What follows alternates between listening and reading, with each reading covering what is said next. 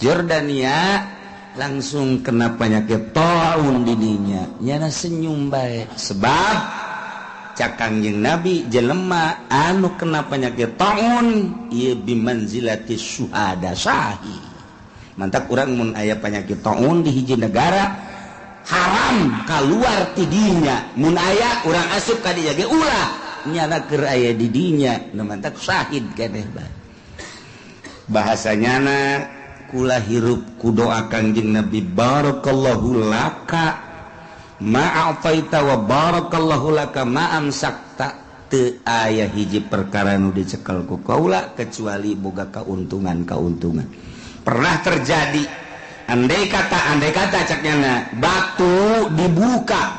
ieu handapna bakal jadi emas jeung perak di leungeun kula mah. Kunana tak ku untung bae dagangna untung betah pedagang hadiah.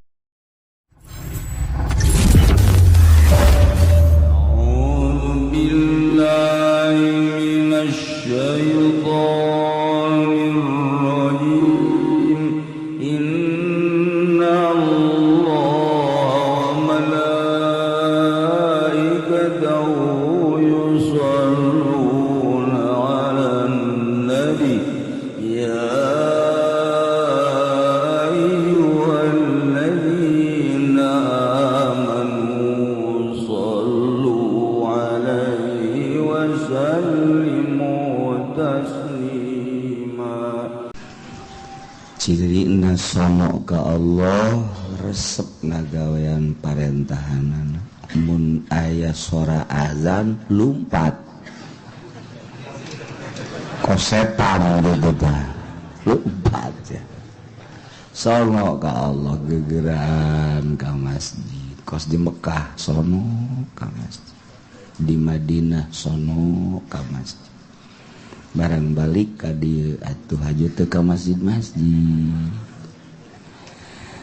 Kadang-kadang waktu sholat di Lampung tapi temu. Jadi tergantung kumaha pikiran masing-masing. Kakangjeng Nabi kitu sono aya nu biasa-biasa bae. Aya nu munafik malah. Kawali kitu aya nu sono jasa. Sehingga pagawean-pagaweanana dipigawe kusono ka para wali Allah. Nuturkeun sepak terjang para aulia Allah subhanahu. Kitu keneh ka para ulama sono jasa dijuk di mana aya, di mana bae kusono lantaran ulama teh aya kecapna ceuk Kangjeng Nabi al ulama'u warasatul anbiya ila ulama Golkar henteu tah geus pasti henteu bae teh mah ulah mang-mang deui henteu besi mang-mang cenah henteu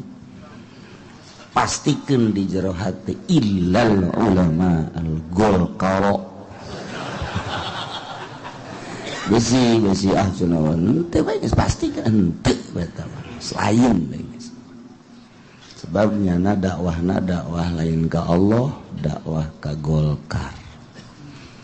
Wah ulama petilu memberen teu wa illal ulama P3 wajana pegawai mah asana memberen PKB mah henteu wa illal ulama PKB sarua sebab dakwahna lain ka Allah tapi ngajakan ka organisasi jeung ka partai. Wajah sanajan di partai ge atuh aya dik warasatul anbiya mah warasatul anbiya bae ngomong naon sia soekeun sia kuai beueur sia panaya cirina tuh cirina lamun ulama Golkar ngajak ka Golkar urang henteu daek bendu mah ulama warasatul anbiya kos kitu pantogeun habek cirina aya urang diajak ku ulama petilu teu nurut marahnya bendu teu sasalaman bid'ah bu apa kos kitu amat sih ulama PKB gitu kayaknya PDIO namanya mah ulamaan juri dulu ieu keur carita ulah salah cinta sebab cinta ka ulama Golkar mah cintana ka duitna cinta ka ulama Petiluwah ka duitna kitu kede ulama-ulama nu lain berarti ulah mangmang di bisi aya ka mangmangan kula mah teu ngaleungitkeun mangmang ulah mangmang di lain warasatul anbiya geus we sakitu. Wah cenah kiai mah soteuing ih sia mah mau ke wah-wahan keneh bae moal ka sorga sia lah terlalu cenah ki uji mah sabodo aing udah di terlalu dan teu sia mah teu lagu oma terlalu mah aduh masyaallah nya supaya kita mang-mangan biasa-biasa bet tambah sapira ulama bacokok temen begitu. Jadi ulama warasatul anbiya mah ulama anu sejuk anu dakwahna lain bilisan hungkul tapi bil fa'li wal ahwal wal qalbi ngajakan ka Allah ngeunaheun sahabat nu datang dinasehatan teu pernah aya kelompok-kelompok nuduhkeun make Al-Qur'an make hadis lain make hawa nafsu sebab di jero hatena hayang ridho Allah sieun ka Allah besi salah mantak eta al ulama'u warasatul anbiya ulama ahli waris para nabi kecuali jelema atau ulama nu mukhalif jeung para pemerintah eta mulai tuh kitunya. Jadi tergantung kumaha pemikiran jeung perasaan masing-masing ka Allah ka Kangjeng Rasul ka para wali ka para ulama sono jeung teu sonona tergantung masing-masing geus kebal aing teh kapanggih jeung lurah jakna sono jasa lantaran biasana nyana lumayan sok saya sabungkus 2 bungkus sono kaji samsuna kitu teh sono jasa ka pacamat lu lumayanan sono na kaca aing mah teu sono jasa ka kiai teu sono jasa lantaran kai nyarekanan bae sia kana kiai terserah awak ora kudu diseseh diintrospeksi ke kunaon di awak ai jadi kos kieu sonona lain ka Allah lain ka Kangjeng lain ka para wali lain ka para ulama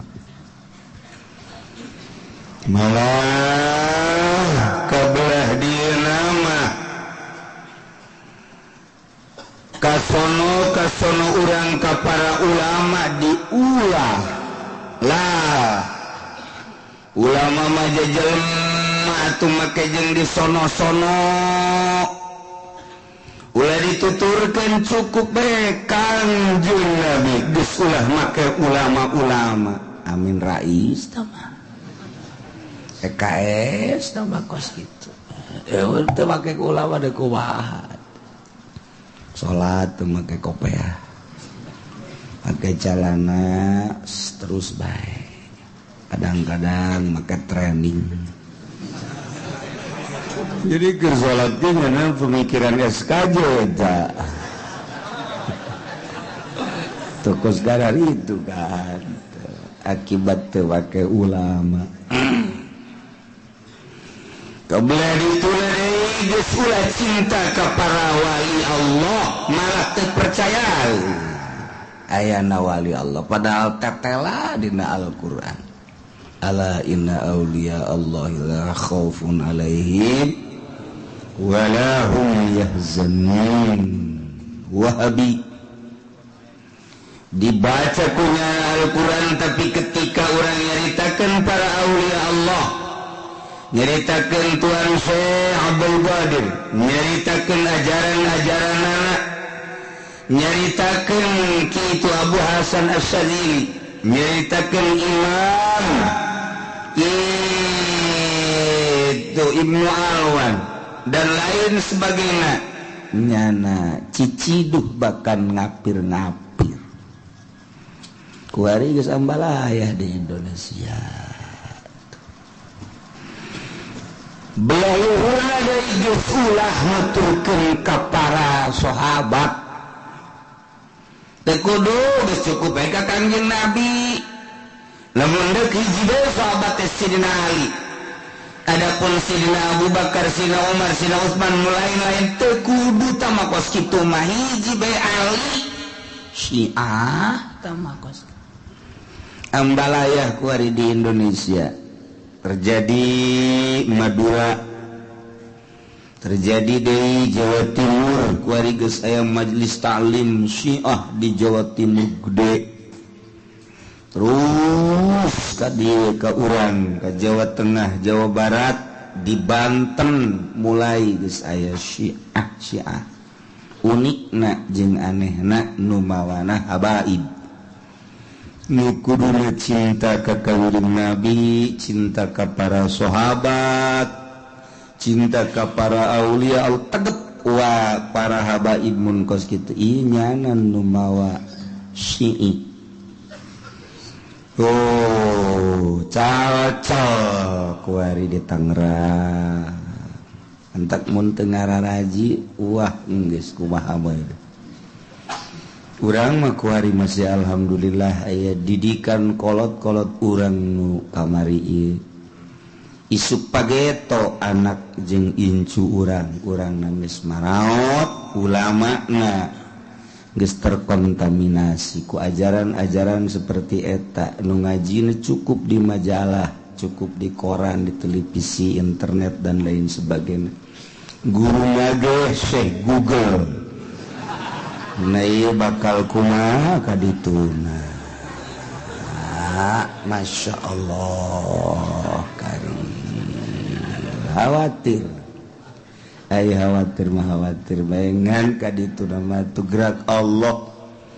khawatir sote anu keung sote anu mikiran agama jeung ajaran besi luntur besi eueuh khawatir dia khawatir ge atuh memang geus digerakkeun ku Allah kitu atuh kitu bae ngan urang we khawatir eueuh perjuangan dan mentak alhamdulillah panjangna libur nu biasa saminggu kaduana ieu mah jadi 3 minggu lantaran khususna sim kuring keluarga umumna jeung nu marilu saloba 130 berangkat mimiti ka Yordania negara para nabi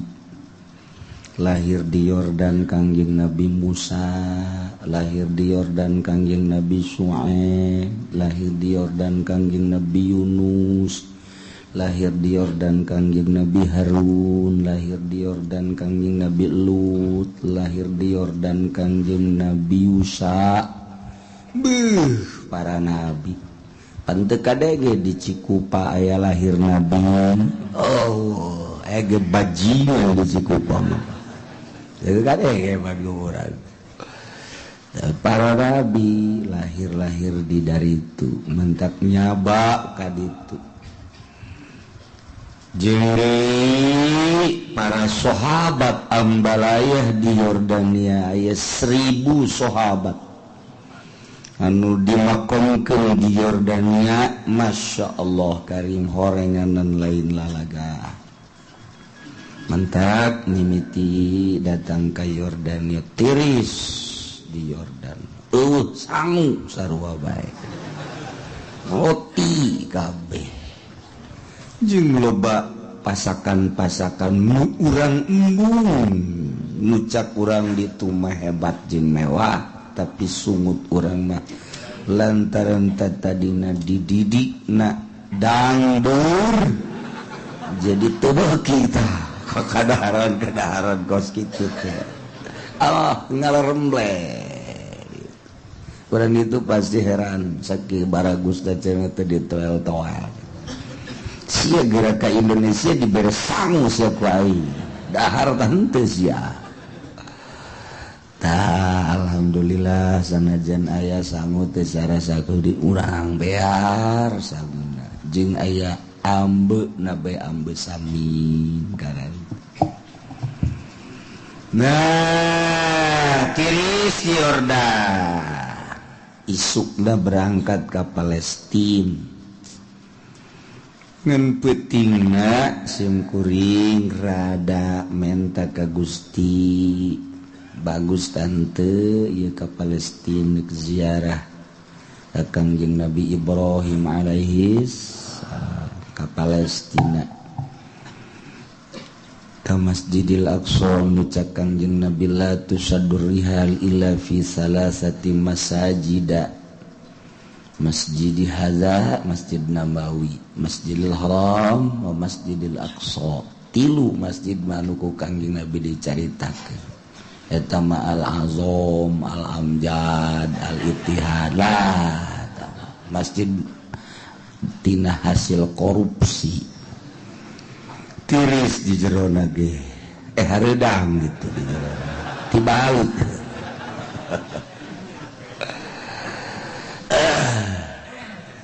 artinya masjid-masjid lain mah dicaritakeun ku Kangjeng mangan tilul la tusaddur rihal illa fi salasati masajid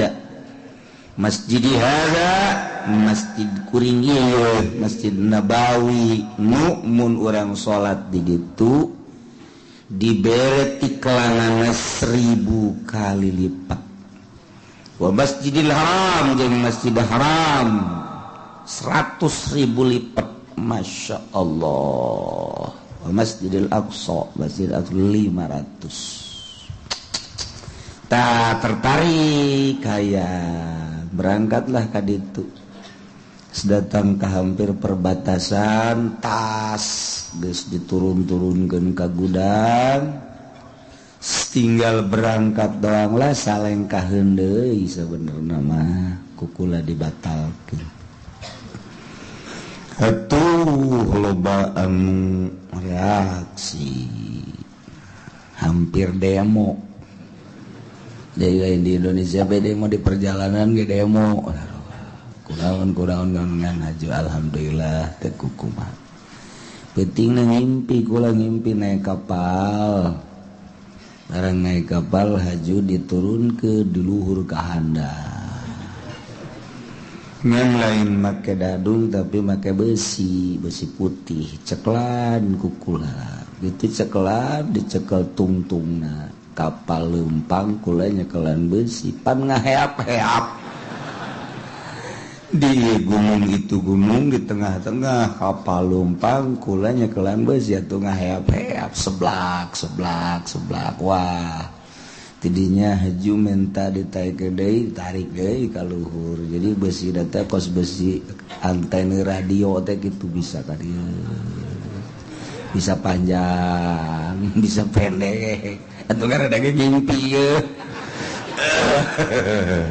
teh kos kitu ngimpi mah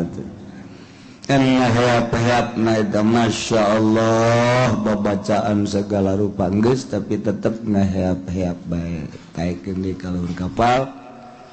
can kanyahoan ka manehna kapal huda oh itu isuk deka Palestina kos gitulah istikharah nya bener nyaon teh istikharah teman salat bae biasa usul ngadoana jadi teh husu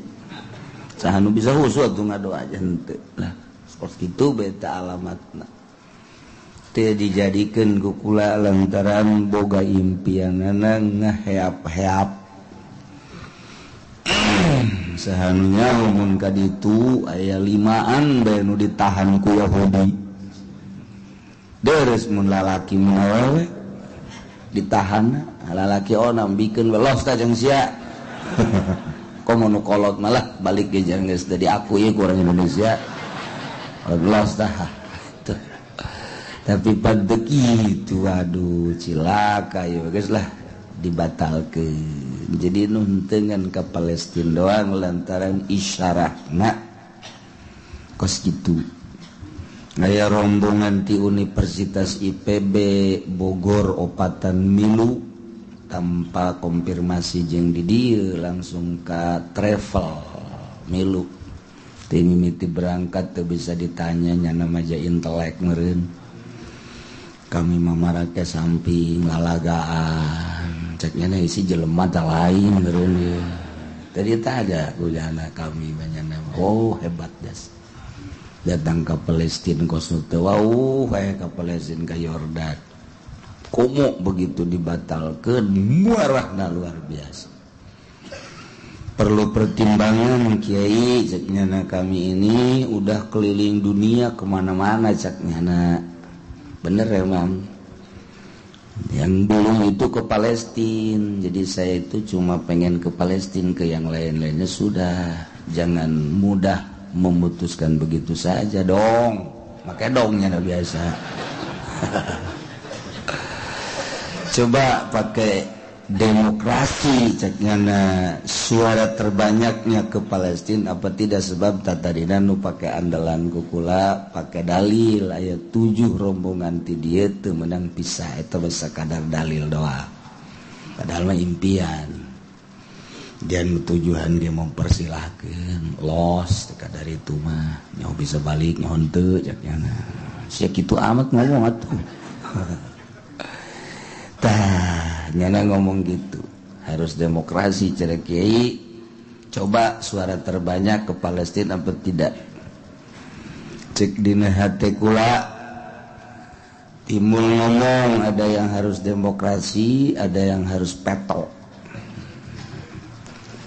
saat demokrasi saat peto sekolah ini saatnya peto kok begitu ya beginilah nggak sepeto naik ke mobil begitu nanya banyak langsung balik deh ke hotel bareng isukna sore ngadenge bahwa di Palestina aya penyerangan Masjidil Aqsa termasuk perbatasan nu maotna puluhan ai berita ka dieu mah nu maotna ngan ge genep siki genep urang ai ka ditu mah tanpa disurtil puluhan bahkan anu dipeunjit sagala gitulah beritanya nah kakula ngomong untung kita enggak jadi ya Pak Kiai tuh sia tangkorak sia kemari sia marah ka aing otak ge ulah sok coba-coba aduh untung cina Kiai tidak jadi aduh kalau jadi bagaimana jadinya cek ya nanti tah kos gitulah rahasia Allah subhanahu wa ta'ala terjadi aja nya seserian tidinya mah nanya segala rupa bager nanya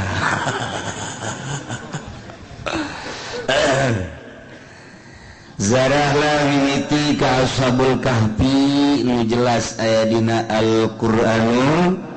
Karim surat Kahfi 7-8 jeung anjing sahaja lemah anu hafal kana ngaran-ngaranna bakal dijaga ku Gusti Allah di dunia jeung di jero kubur atau teu hafal tapi ditulis dibawa ku urang atau ditempelkeun di imah bakal dijaga tina balai-balai penyakit jeung termasuk pamalingan komo lamun urang datang ka makomna haju ziarah lantarannya nama teu maot ningalikeun ka urang muksal mina tamlikho kapsatat martunus saribunus Palyastat Yunus Zunwanus Palyastat Yunus Kitmir 8 tah kula mah ti leuletik apal eta barang dibere ku almarhum abah tah apalkeun alhamdulillah apal datang ka kuari Muksal Minata Mliho Kabsatat Martunus Zunwanus Saribunus Palyastat Yunus Kitmir ente mah nus teh ya sekarang kitu Ashabul Kahfi baheula di zaman Raja Dikyanus nyalametkeun agama lantaran Raja Dikyanus zalim, kemudian nyana sebagai patih-patih di kerajaan nyalametkeun diri agama Islam disalametkeun ka guha papanggih nu genepan jeung salah seorang petani nu boga anjing eta diajak jadi saurang mah meunang di jalan tamata jeung anjingna mi entek hiji-hijina anjing nu asup ka sorga anjing Ashabul Kahfi ka sorga teh mah lantaran nyana ngajagaan di hareupeun guha kieu eta anjing teh Masya Allah kan 300 tahun sare hudang deh maha kawasa Allah akhirnya nyana ka kota lapar begitu ka kota tapi nyana lapar-lapar ke mikiran baik keur hees buuk pendek tapi barang hudang buuk panjang cek nyana kok ieu panjang cepet amat nyana asup ka guha kira-kira asar hudang kasorot panon poe kira-kira jam 9 jam 10 perasaannya nama atuh kamari bae hudang padahal mah 300 tahun buuk panjang kuku panjang ieu hees sakedeung ge cenah kuku paranjang amat pareng 300 tahun sare kawasa Allah geus diganti kerajaanna rajana geus jadi raja soleh begitu ka kota turun meuli dahareun dideuleu duitna kaget tukang roti lantaran ieu mah duit geus 300 tahun 3 abad di Raja Dikyanus nya neuleuh deui ka beungeut neuleuh deui ka duit neuleuh deui ka beungeut neuleuh deui ka duit tukang roti teh si jelema bener tah henteu 300 tahun kaget Pak begitu dongeng gitulah keayaanana Masya Allah nyana langsung ngagro-grokeun ahli-ahli kampu ahli kota tapi ieu Dikyanus nu diutus non gitu ngaranna Muksal Minata Mliho nu diutus lumpat deui ka gunung ka guha bebeja bahwa ternyata rajana geus diganti urang sare 300 tahun kuari geus rajana raja soleh singkatna dongeng ke urang mun panjang umur sakedeung deui engke bakal naon gitu ngabahas Ashabul Kahfi wah nu kolot bahasana wal kaburu wah angel bangsa ayat 2 ayat ih caknya na angel kumaha pugu Ashabul Kahfi dan 300 tahun sanu nyaho cenah aing di bawah umur 300 tahun oge sih gitu bisa kawin ka parawan mantep betul maha kawasa Allah balik ingat doanya nak brek sare datang ke kuari mentak tulang-tulang nu aya kadeuleu mah bohong tapa jelema teu robah Ashabul Kahfi engke bakal jadi tentara kitu mah di akhir bakal aya Dajjal kemudian Mahdi heula kemudian Dajjal ieu bakal jadi tentara Kangjeng Nabi Isa alaihis mimiti Dajjal Mahdi heula Mahdi kemudian Dajjal tas Dajjal kakara Kangjeng Nabi Isa dibantulah ku tentarana Ashabul Kahfi berikut jeung anjing-anjing tuh jadi nu kuari kadeuleu tulang bohong tama tulang nang neundeunan we teh aya di dinya tulang-tulang bohongnya mah teu maot mun urang kaberenehan wa ditutup eta bakal ningali sosokna masih utuh kene. Masya Allah tazarah kadinya. Beres zarah kadinya zarahlah ke Abdurrahman bin Auf. Abdurrahman bin Auf teh salah seorang sahabat muhajirin yang nama orang Mekah nu asup Islamna sahari sabada Abu Bakar Siddiq. Begitu Sidina Abu Bakar Siddiq asup Islam maca syahadat di payunan Kangjeng Nabi isukna langsung Abdurrahman bin Auf asli nama ngaranna Abdul Amir. Abdul Amir diganti ku Kangjeng Nabi begitu asup Islam. Cek Kangjeng Nabi, Abdul, ade ganti ngaran. Saha? Abdurrahman. Alhamdulillah. Mantap kuariga loba nu diganti ku kula. Saha ngaran sia? Pengki. Ganti. Kula Pengki. Naon atuh? Aduh, Masya Allah. Ialah Abdurrahman bin Auf salah seorang tina asyaratil mubasysyirina bil jannah 10 anu geus dibubungah surga. Kangjeng Nabi geus ngajelaskeun 10 manusia haram ka neraka. Ambo teu kira-kira tah haram ka neraka. Pan ari urang mah haram. Teu bisa ngomong ku kumaha. Iba haram kana neraka al-mubasysyirina bil jannah hiji Abu Bakar Siddiq, 2 Sayyidina Umar, 3 Sayyidina Utsman, 4 Sayyidina Ali, 5 Sayyidina Thalha, 6 Sayyidina Zubair, 7 Sayyidina Sa'ad, 8 Sayyidina Sa'id, 9 Abdurrahman bin Auf, 10 Abu Ubaidah. Eta mah geus haram ka neraka eta mah. Engke nu bakal kukucuprakan di neraka neangan. Jelema nu iman ka Kangjeng Nabi nyana ngojai di neraka.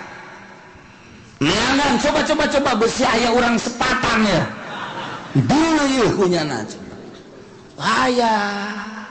Lu iman ya? Iya. Kok lu jadi kerak neraka? Kenapa emang ini? Iman mah iman, cuma ngeridit saya dulu katanya. Waduh, dicokel kan kayak Abdurrahman bin Auf. Bangun lu. Kenapa bukan dari kemarin-kemarin? Bak ketemunya sekarang lu. Ini itu ketemu lu. Ya Abdurrahman bin Auf pisahin bahasa sepatannya. Ya Allah, ya Rabbi. Tazarah kula ka Abdurrahman bin Auf. Dongeng sekilas supaya nyaho bae ieu mah abeh cinta maksudna. Abdurrahman bin Auf asup Islam setelah Abu Bakar 1 hari. Begitu asup Islam nyana hijrah pertama, hijrah kedua langsung singkat bae mah ka Madinah.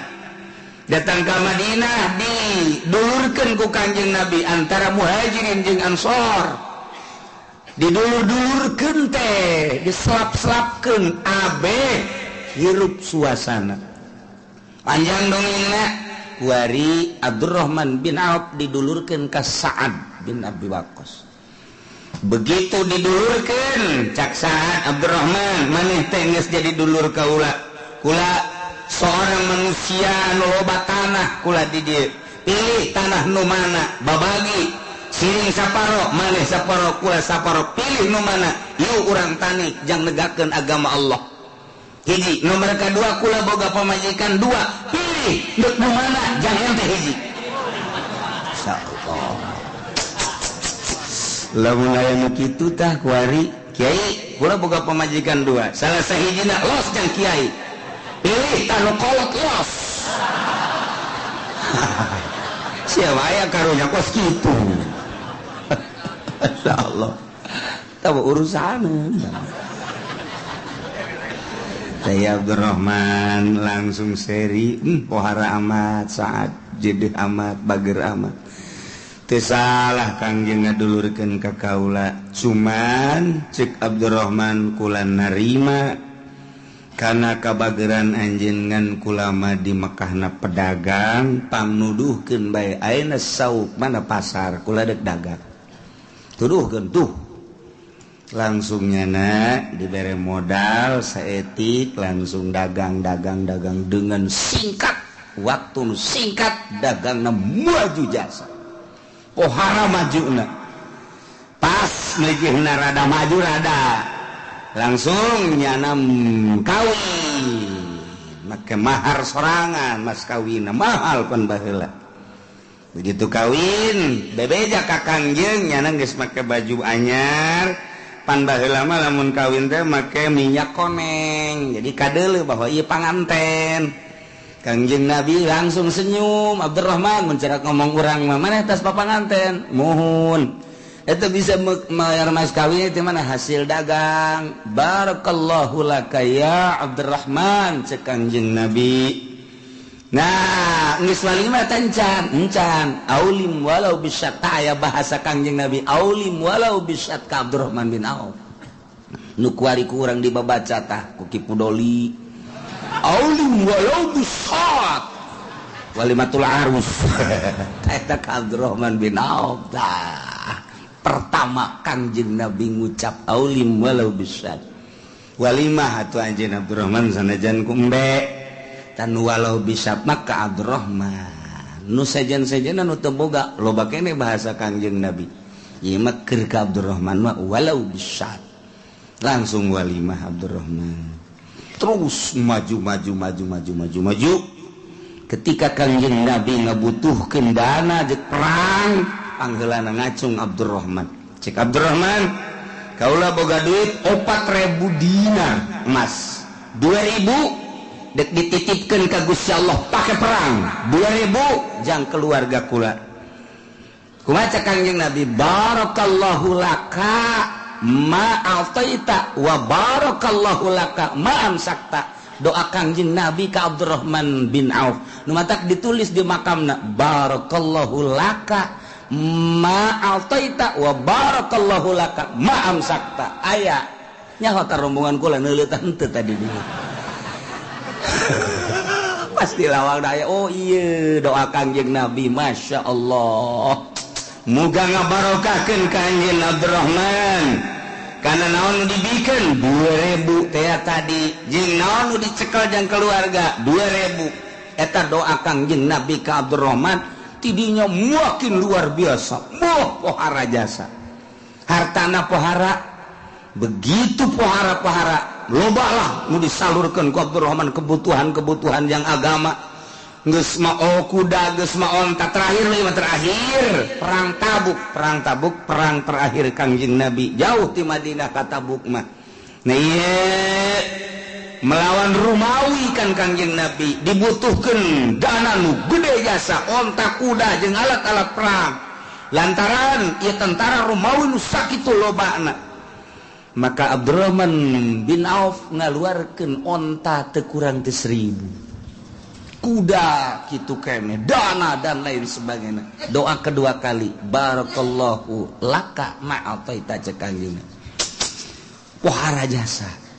kesimpulanna nama ketika perang Uhud eta mah terakhir ketika perang Uhud Abdurrahman bin Auf lah anu jadi kalang dada jeung Abu Ubaidah Kangjeng Nabi ngahalangan panah serangan ti kafir ketika terdesak mukminin Abdurrahman bin Auf jeung Abu Ubaidah Sidina Abu Bakar Siddiq Sidina Umar anu ngahalangan Kangjeng Nabi 10 sahabat nu ngahalangan Kangjeng Nabi Abdurrahman lah anu ngahalangan paling hareup kena Abdurrahman setik ieuna kena deui ieuna begitu ditingali Kangjeng Nabi ge kan kena waktu perang Uhud mah ieuna tah piwirna waosna murag hiji kitulah Kangjeng Nabi begitu beres perang Uhud balik ke Madinah dibuka awakna aya 40 tapak pedang di awakna tapi seuri bae Abdurrahman begitu seri ditanya ku baturna kunaon Abdurrahman maneh eta kitu cacat 40 seri bae hayang syahid teu jadi cenah wah jasa eta gede jasa wawadena jeung kahayangna beuh masyaallah urang mah lain kitu pan kunaon sia ngalengis adina itu pae jauh jasa jeung urang masyaallah pemikiran Abdurrahman bin Auf kawawanina Abdurrahman bin Auf urang setai kuku tai kukuna acan teu sieun setik-etik acan ka kafirnya nama malah nyana mah hayang jasa syahid di medan laga. Gitulah Abdurrahman bin Auf setelah wafat Kangjeng Nabi nyana nu jadi kalang dada ummahatul mukminin.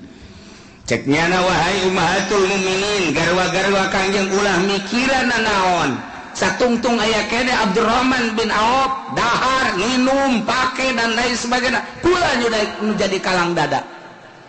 hingga kabeh pamajikan Kangjeng Nabi keur tiga putra geus putra angkat dan lain sebagainya Abdurrahman bin Auf kedalnya ka ummahatil mukminin ulah mikiran naon ibadah kula nu tanggung jawab ya Allah ya Rabbi.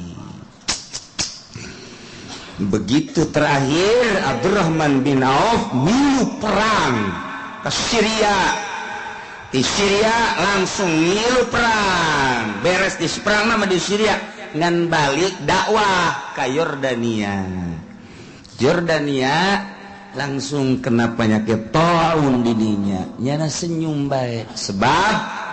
cak Kangjeng Nabi jelema anu kena penyakit taun ieu bimanzilati syuhada syahid. Mantap urang mun aya penyakit taun di hiji negara haram kaluar ti dinya. Mun aya urang asup ka dinya ge ulah nyana keur aya di dinya nu mantap syahid keneh bae. Bahasanyana kula hirup ku doa Kangjeng Nabi barakallahu laka ma'afaita wa barakallahu laka ma'amsakta teu aya hiji perkara nu dicekel ku kaula kecuali boga kauntungan. Pernah terjadi andai kata caknyana batu dibuka ieu handapna bakal jadi emas jeung perak di leungeun kula mah. Kunana tak ku untung bae dagangna untung betah pedagang hadiahan Abdurrahman bin Auf tah. Tata untung baiknya nama dagangna asal tuturkeun dagangna untung baik miliardernya nama geus hese tandingna sugihna Abdurrahman bin Auf mah embe tina hiji jadi ribuan onta tina hiji ribuan kuda tina hiji ratusan kitu keneh naon segala rupa ge dicekal ku nyana geus semua ina luar biasa ngan henteu aya niatan jang sorangan jang li'i kalimatillah. Mantap hiji-hiji salah sahiji al-mubasysyirina bil jannah tina 10 nu dibubunga asup ka sorga kami kamari kadinya zarah ka Abdurrahman bin Auf. Masyaallah teu sangka lantaran terjadi ke Palestina maka ditambahlah poe di Yordania jang ziarah-ziarah terus ziarah ka mana deui ke Kangjeng Nabi Syuaib di Aikah. Urang mun maca Quran dongengna Ashabul Aikah Kangjeng Nabi Syuaib eta adalah kitu mitoha Kangjeng Nabi Musa alaihi salam. Jadi zarah kami toha Kangjeng Nabi Musa. Ke gunung mencil masjid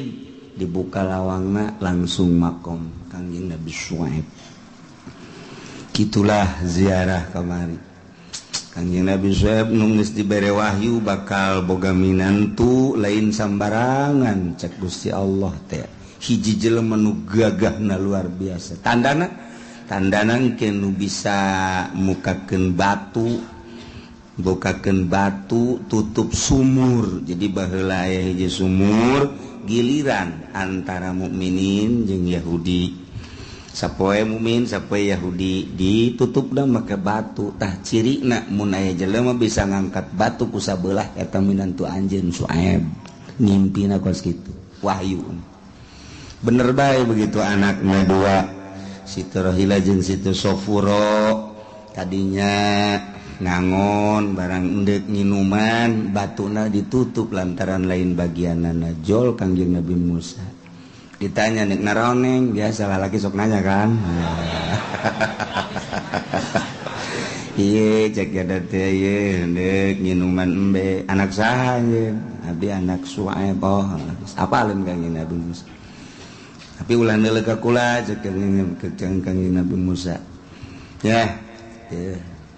malieun dicokel doang salingin dong buat tuh sakit tuh gedenya kira-kira segede kebo lah dikitukan dong kok Kangjeng Nabi tak bere cai min guguran we balik abah aya naon neng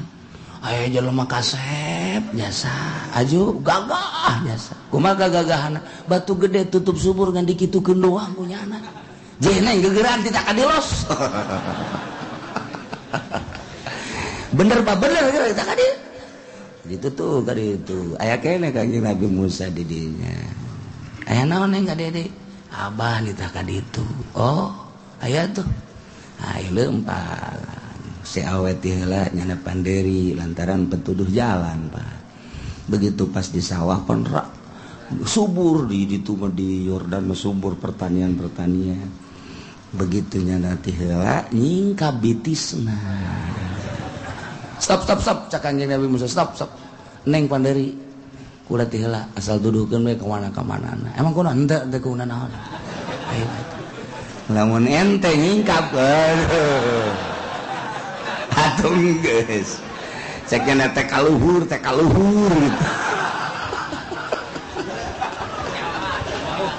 Masya Allah lagi Nabi Musa geus mungkin tuh datanglah ka ditu ka Kangjeng langsung datang ka ditu bubur saya buburu ieu dek dibere kitu hadiah dikawinkeun jeung anakna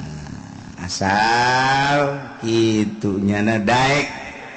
buburu kuli ngamon salila 3 tahun akhirnya Kangjeng Nabi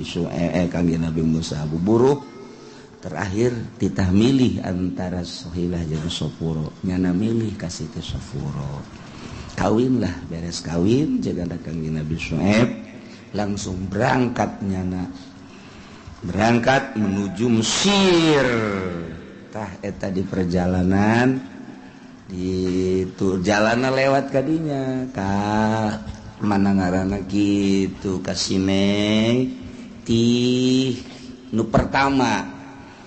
di perjalanan haus begitu haus memeh aya sinar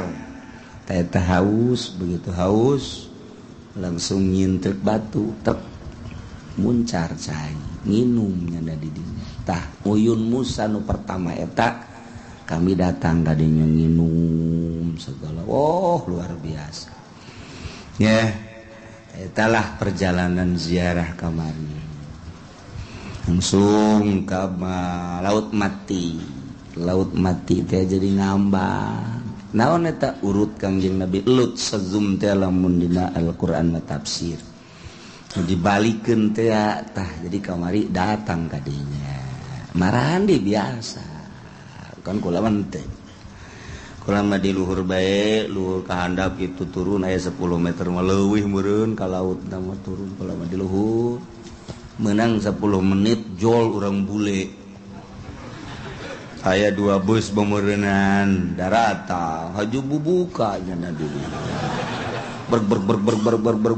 ka handap rombongan ti dieu keur mandi jol bule teu make kutang teu make calana atuh ambay-ambayan di dinya titah sajem jadi 3 jam jadi eta zara campur-campur tungtungan teu bareres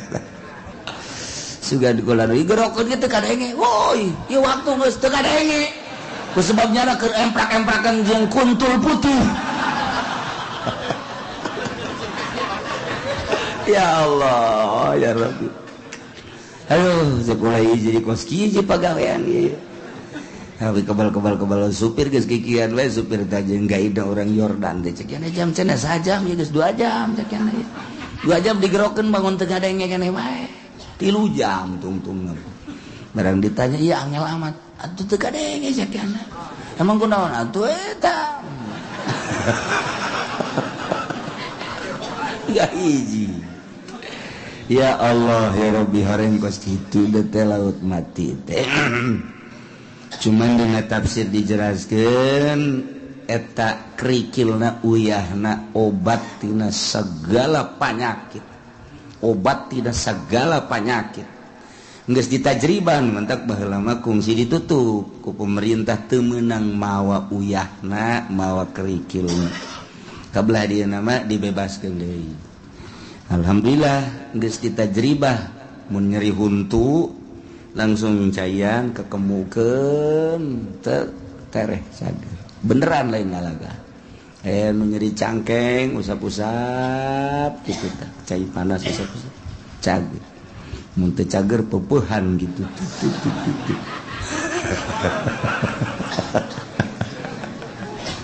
Khadijah Zara terus zarah deui kawana ka Petra teh dina Al-Qur'an wal fajri wa layalin ashr as-saf'i wal watr wal laili idza yasha hal fi dzalika qasamul lidzi hijr terus kadituna wa samudal ladzina jabu sakhra bil wad wa fir'auna dzil autadil ladzina taghaw fil bilad eta kaum Samud jadi Kangjeng Nabi Soleh baheula lahir di Yordan ka Petra jadi kaum Kangjeng Nabi kaum Samud mah samudal ladzina jabu sakhra bil wad anu bisa nektrekan batu di jeung imah kadinya Petra disebut ka peninggalan kaum Samud ya kemudian jadi berarti Kangjeng Nabi Soleh di Yordan. Terus ziarah deui ka mana? Ka Kangjeng Nabi Yusa alaihissalam. Kangjeng Nabi Yusa setelah Kangjeng Nabi Musa wafat dilanjutkeun ku Kangjeng Nabi Yusa alaihissalam. Kangjeng Nabi Yusa teh anu ngabarengan Kangjeng Nabi Musa waktu Kangjeng Nabi Musa yang kapangijeng Kangjeng Nabi Khadir alaihissalam. Fata teh budak ngora anu ngabarengan Kangjeng Nabi Musa di sisi laut ku Gusti Allah mun maneh hayang nyaho jelema pangpinterna mah lain maneh ke tah ka sisi laut di mana aya jelema engke di laut leumpang eta jelemana cirina di mana-mana maneh mau lauk asal lauk ngolosot eta langsung eta Yusa ke dina Ashabul Kahfi dina surat Kahfi bakal didongengkeun nya kitu Kangjeng Nabi Yusa anu beres Kangjeng Nabi Musa terus Kangjeng Nabi Yusa ketika perang Kangjeng Nabi Yusa perang ku dahsyat-dahsyatna akhirna ka magriban hampir kira-kira bangsa 10 menit deui antak Kangjeng Nabi Yusa ngadoa ya Allah ya Rabbi ieu lamun datang ka magriban berarti perang dieureunnan sedengkeun can selesai Gusti abdi diparentah ku Gusti perang diparentah ku Gusti jabata poe ge eta ge leumpang nang Gusti wayahna bae tahan sakedeung Gusti ditahan tah eta ditahan panon poe ku Gusti Allah perang terus menang geus beres menang sok geura leumpang deui ka ditu panon poe cak Kangjeng Nabi urang man sakatu syamsu illa liusa henteu katahan panon poe kecuali ku Kangjeng Nabi Yusa jadinya nama bisa nahan panon poe abdi dititah ku Gusti panon poe nang Gusti ngaleumpangkeun tahan apa atuh teu kira-kira masyaallah karim dongeng da kadazarah lah kadinya. Terus terakhir zarah kakak Abu Ubaidah ialah minal asyaratil mubasysyirina bil jannah tina salah sahiji 10 anu haram ka neraka nu dibubungah ku surga adalah Abu Ubaidah mah jelema anu cak Kangjeng Nabi likulli ummatin aminun wa aminu hadhil ummah Abu Ubaidah masyaallah cak Kangjeng Nabi likulli ummatin aminun tiap umat aya jelema anu terpercaya wa aminu hadhil ummah jelema anu terpercaya di umat kaula Abu Ubaidah mendak ketika aya jelema minta fatwa ka Kangjeng Nabi ya Rasulullah aya naon abdi teh tebih ka Gusti Rasul haju Ima nek menta bae utusan ti Gusti pangabereskeun soal waris di lembur abdi saha anu dipercaya ku Gusti maka tolong utus ka ditu mah tungguan salat zuhur Kangjeng Nabi babarengan jeung sahabat. Da salat zuhur culak-cileuk Kangjeng Nabi cek si dina Umar hayang teuing kaula nu kapilih kula geus luluhuran we hulu kieu abeh kadeuleu ku Kangjeng Nabi abeh kadeuleu dileret deui janten digerokeun cek si dina Umar pak aya Abu Ubaidah ditung Abu Ubaidah tah ka dieu tuh maneh dipercaya jangan ngabagi soal waris tuh tah jeung si ieu go ka ditu mentek kapercayaan nu pertama di dinya balik ti ditu Sidina Umar langsung nangkep ka Abu Ubaidah aya naon sak Abu Ubaidah maneh ieu jelema lain lalagaan kapercaya ku Kangjeng Rasul sugan teh kula nu diutus cek Sidina Umar kula geus kikieuan bae tapi teu diutus tah jadi sono nya teh ku diutus ku Kangjeng Nabi teh lain asun sono hebat jasa maneh eta lah kepercayaan nu pertama. Kepercayaan nu kadua manehanana dititah nyekelan amanah ti Kangjeng Nabi teu pernah diopen-open. Katilu dititah nyekelan bendera. Kaopat loba-loba deui lah nu mantak likulli ummatin aminun wa aminu hadhil ummah Abu Ubaidah. Perang nyana bareng jeung saya jeung Abdurrahman bin Auf ka Syria. Begitu perang langsung pulang sarua bareng tah ka Yordan. Dakwah maksudna ngan jauh Abu Ubaidah mah tidinya 200 kilo kene. Jalan gunung satapak sieun 3 kali lipat puncak luhurna. Kami naik mobil bus neuleuh ka handap sakumaha ti udara ka handap. Ti kapal neuleuh ti kapal ka handap teh kos kitu. Ieu ge kitu keneh. Nu ngaromong beusi ngaguling. Kono ngomong nu seuri naon. Sekarang ieu biasa ngaguling teh moal ieu ngaguling teh moal. Salamet oge. Datanglah ka handap protes kabeh ka supir. Aya eueuh jalan lain. Embung jalan dinya deui. Cak supir atuh moal jalan dinya ieu. Emang kunaon? Tadi ge salah ieu kami. Sia, orang salah jalan tanyakeun ge ka kabehan. Salah jalan orang teh mah. Atuh kami diajak kapruk-kaprukan. Oh, ditonton ku budak leutik segala orang lembur nanaonan ka dieu cek teh. Ieu mah tilok ka jalanan ku beus cek urang dinya mun ngomong urang nama. Ieu jalan ka dieu mah bener buntu ka ditu. Nah, ngan nya teu ngomong bae parkir. Barang kami nanya ulah jalan dinya moal cek na aing ge moal deui cek na. Parengan nyasab. Haji Pudoli teu mandi masalahna mah eta. Jeung Haji Pendi blon lah. Jadi nyasab, jadi di situ ya nyasab segala. Kira lakon pohara ieu mah ya nyasaban segala ka gunung-gunung. Barang balik mah tuh jalan biasa tuh henteu. Masya Allah. Eta mah hakikat nama titahnya hobe ku Gusti Allah tah deuleu ku sia. Negara Yordan anu sakitu suburna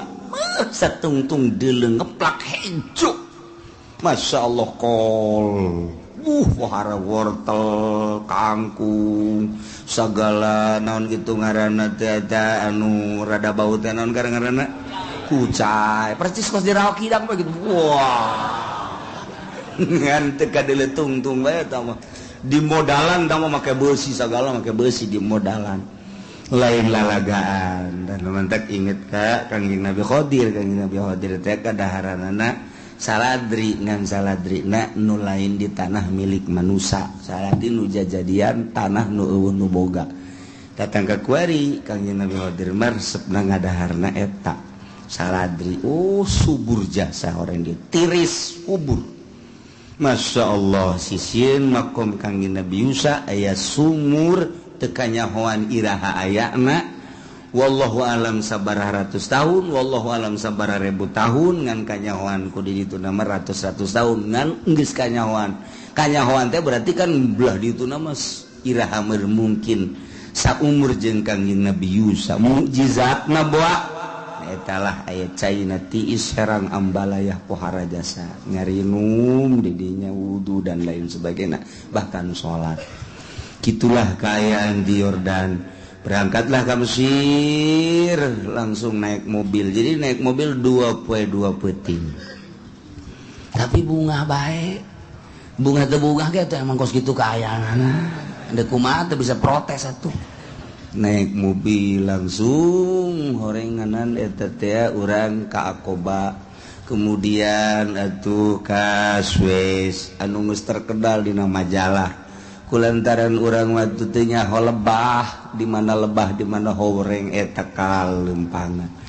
kanon kitu ngaranna kasoran datanglah ngalewati ketih nu aya dina Al-Qur'an waditi urut Kangjeng Nabi Musa dipegat ku Jababiroh teh di dinya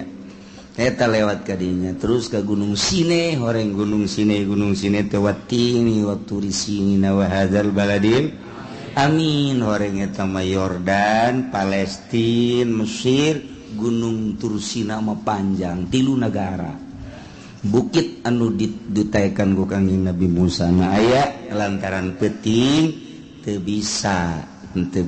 eureum sebab masih keneh loba kabahayaan begal-begal cek pemanduna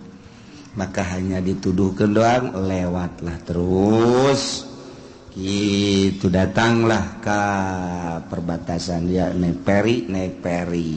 kapal feri segala naik kapal feri nyebrang datanglah ke pelabuhan Mesir naik mobil deui langsung ke hotel tidinya isuk nazarah ka Imam Syafi'i Masya Allah asa ngimpi bisa zarah ka Imam Syafi'i tidinya langsung zarah ka kitu Zakaria Al-Ansor murid Imam Syafi'i Imam Zakaria Al-Ansor nu ku urang dibaca kitab da ieu karangan Imam Zakaria Al-Ansor tah kamari zarah ka ditu njana anu hayang wasiat mun kula maot hayang dihijikeun jeung guru kula dikubur jeung Imam Syafi'i akhirnya ngimpi ka pangijing Imam Syafi'i cek Imam Syafi'i mun maneh hayang ngahijieun kula tah dituduhkeun ku Imam Syafi'i deket jadi kuburanna tidinya zarah deui ka mada Syekh Athaillah nu ngaran Hikam panjang mun urang nyaritakeun Syekh Athaillah mah sebab Syekh Athaillah mah urang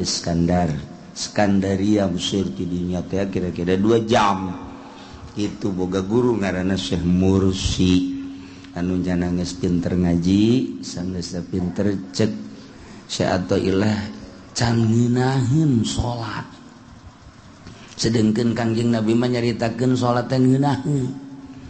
ilmu tauhid geus aya ilmu alat geus aya ilmu fikih geus aya di diri kula tapi can ngeunaheun ibadah ka Gusti Allah berarti ilmu naon ieu kos kieu cek tauhid geus diaji fikih geus diaji alat geus diaji tapi salat mah hoi ingetna ka mobil bae ingetna ka jabatan bae sagala rupa tah inget cek ilmu teu bisa dipercaya kos kieu mah ieu tah beres ilmu cek sato baheula memeh boga guru batin ayalah didinya Syekh Mursi teh dialuti ku manusia kabeh timimiti budak datang ka kolot manut kabeh nyana bendu bisa naon sih teh si kiai jelema daratan tadinya ngararaji zalalikir dah teu pararuguh bisa naon sih Syekh Mursina geus ngomong kula bakal boga murid kula bakal jadi wali geus ngomong gitu ke moal kebal deui bakal datang jelema murid kula nu bakal jadi wali sedangkan di dieuna anti nya maka kos kitu tah Syekh Ato mah lah naonan teh Syekh Mursi kikituanan di aya nu ngasehatan coba maneh hayang ngeunaheun salat bisa ibadah khusyuk coba datang ka naonan somong sama jelema di daratangan ku jelema loba kos kitu henteu datang bae heula ka ditu coba ge coba aing cobalah cenah datang ka ditu coba jelema kur ribuan gitu milu nya ngaji didengikeun gunanya jatiis bener sakena ieu ngaji ngeunaheun ieu aing moal balik cekena dek bebeja datang sasalaman cek Syekh Mursi Ato padahal encan kenalan kan geus nyaho sia ka aing ulah sok kikituanan ulah suuzon ulah teu percaya moal ngeunaheun salat sia lamun sia teu ngaguru ka aing cih panyahoeun cakena Wah bener berarti ya guru lain lalaga guys. Kula geus moal balik dek ka guru pokona mah langsung ngasantren di dinya sapoe 2 poe sabulan 2 bulan geus langsung ngeunaheun salat. Cek nyana eueuh deui guru iwal ti hiji-hijina guru kula guru batin ieulah Syekh Mursi. Entak di dinya lah nyana perjalanan hirup jana jeung penemuan jadilah hikam. Ieu hikam teh ya. Karangan syair panjang ke dongeng nama tak ieu kula kamari ziarah ka Syekh Athaillah terus ka Salahuddin Al-Ayyubi Salahuddin Al-Ayyubi nu pernah ngayakeun muludan pertama 1000 onta eta lah ziarah ka dinya Salahuddin Al-Ayyubi itu bentenganana kemudian anakna aya di dinya makomna dinya ziarah. Gitulah seputar ziarah kamari alhamdulillah ka para sahabat, para ulama-ulama salafus sholihin, para aulia-aulia Allah. Terakhir ziarah ka Kangjeng Nabi urang Kangjeng Nabi Muhammad sallallahu alaihi wasallam. 3 poe di Madinah, langsung ka Mekah 4 poe, langsung balik ka dieu sehat teu aya naon sama sakali. 130 sehat kabeh barang datang ke Indonesia batuk kabeh green hees teu eureun-eureun aya saya mah datang ge nang euy itu aya tamu dengan layar teu kuat cakele hees salah dahar nu tadi nama kudu roti heula ulah wakasang di dieu langsung sangu jeung tepetek ya gering atuh boro-boro lutas di mana nu di imah bagi gering anak ge dahar kos kitu ti ditu daging hayam roti dan lain sebagainya datang ka imah eta pepetek jeung peda yang ngamuk batu kata gakuari encan normal sebenarnya masih langleng kere alhamdulillahirabbil alamin salamet kalayan kisah kitu singkat nabe alhamdulillah nu diimpi-impikeun hayang kapanggih jeung Imam Syafi'i laksana tinggal engke hayang ka Yaman ka ditu Turki besi aya nu dek milu geura siap-siap ku hari nyeng celengan geus aya 50 juta pake kawin heula ka Yaman mah tetep teu milu.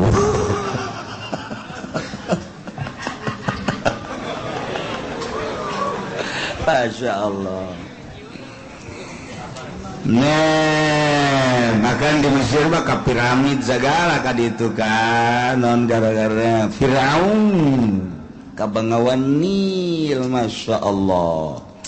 Nah, ka Kairo Al-Azhar ka dinya ka Sayyidina Husain sanajan sirah-sirahna nu dimakamkeun tetep di lantaran maulidan ribuan jelema kukula henteu meunang paberencai titah naik mobil bae sebab beusi leungit hiji bae pan cilaka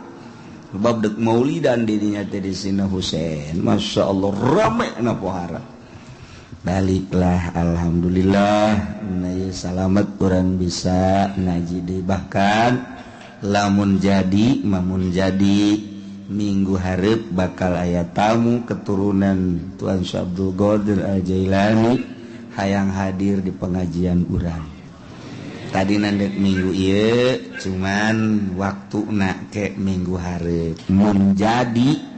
nyana bakal datang ka dieu hadir di tengah-tengah urang incu Tuan Syekh Abdul Qadir Al-Jailani. Wah, ieu rugi bokonna mah mun minggu hareup ngabesan rugi.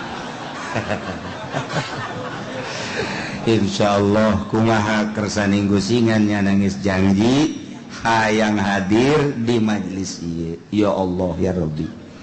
tama adapun jadi jeung henteu nama kumaha Gusti ngersakeun nganyanana geus aya di Indonesia ku hari tinggal waktuna hungkul janji minggu hareup mudah-mudahan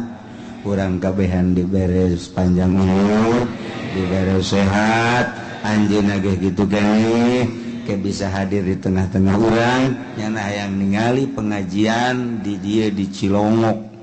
jadi engke teu kudu kumaha ke ditanggap bae pasti bahasa Arab mentak saminggu ieu ente kabeh kudu kursus bahasa Arab. Sing hareup bakal ceramahnya make bahasa Arab. Masya Allah ya, naam bae menyerah olah. Naam jeung oa. Allah karim. Ieu mah pengajian urang meneruskeun urusan diat wa malaya dagadaru yupradu bihukumatin bilasah. Ari tatu nuhing tadi pastikeun kos tatu damiah tatu nu sakadar keluar getih doang teh eta mah teh aya kapastian yufradu pencilkeun bihukumatin kalawan hukumanana toroganana fil asahi sakadar sabaraha sih karugianana urusan tatu kos kitu. Mun ka dokter sabaraha duit jadi teu aya kepastian. Inna sirroqiqi qimatuhu ajib dina urusan jinayat terhadap awak kaula yang Nabi betama qimatuhu regana sabaraha duit eueuh mah urusan di urang mah eueuh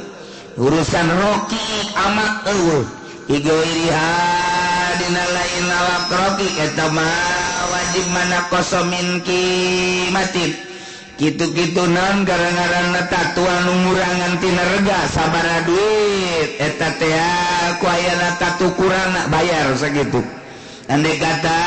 leungeunna doang di tatuanna ieu mun dedeg pangadegna utuh bisa 10 juta lantaran abid mah kos hewan bisa dijual belikeun. Geus lamun jual beli kumaha mulus lintuh jeung teu mulus teu lintuhna, gagah jeung teu gagahna, percis ongkos sapi bae. Madak lamun ieu cacat dina leungeunna, berarti aya kekurangan, harga kurang eta lah nu kudu dibayar. Ilam ya taqaddar fil huri, lamun teu aya kepastian dina jelema merdeka modern damiah tadi.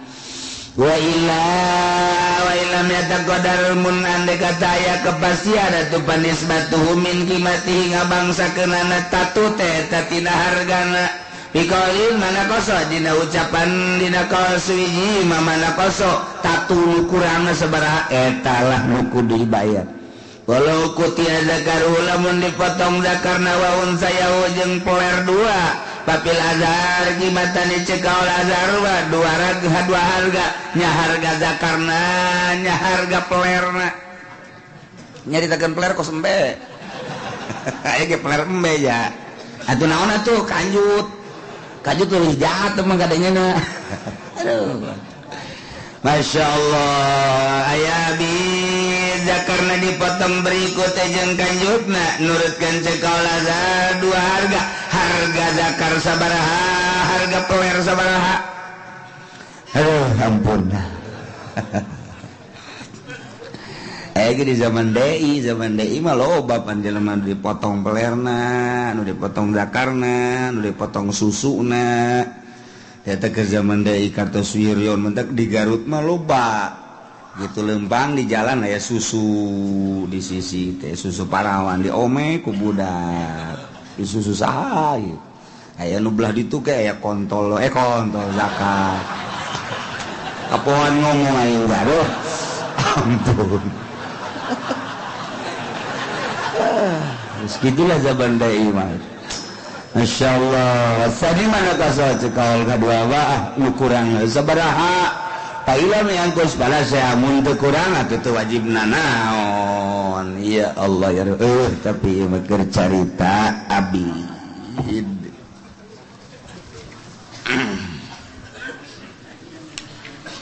babu mujibati duat wallahu a'lam.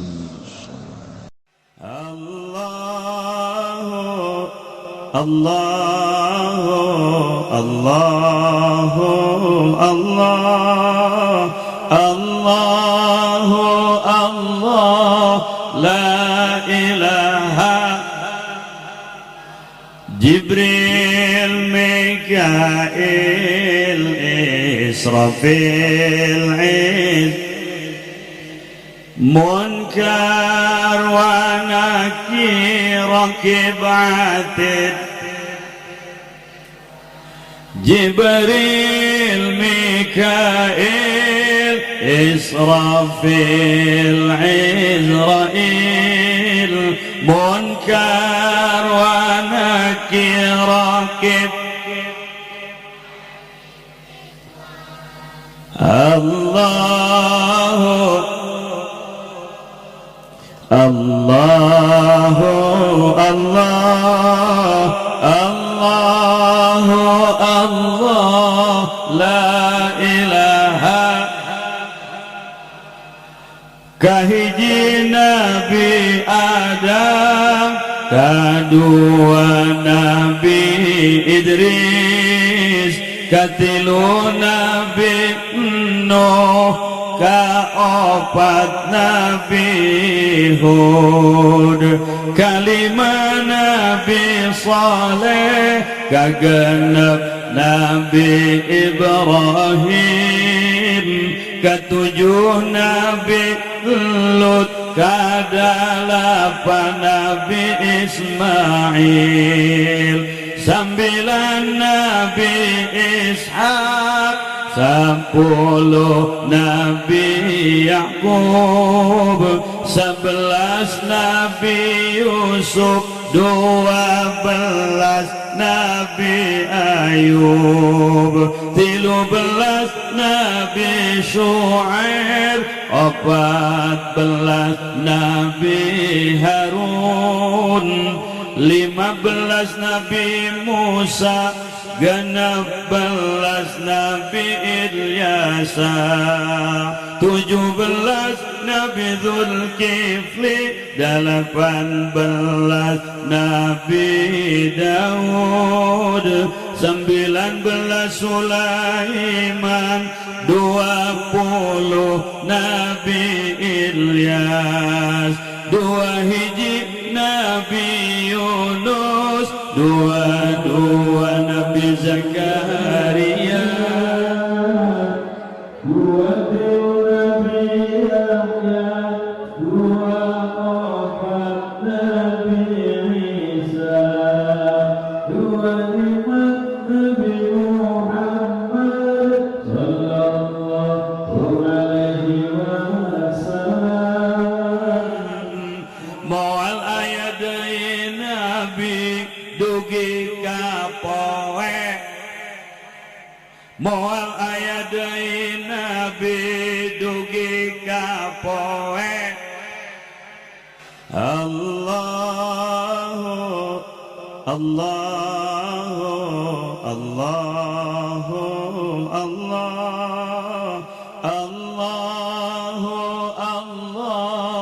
la ilaha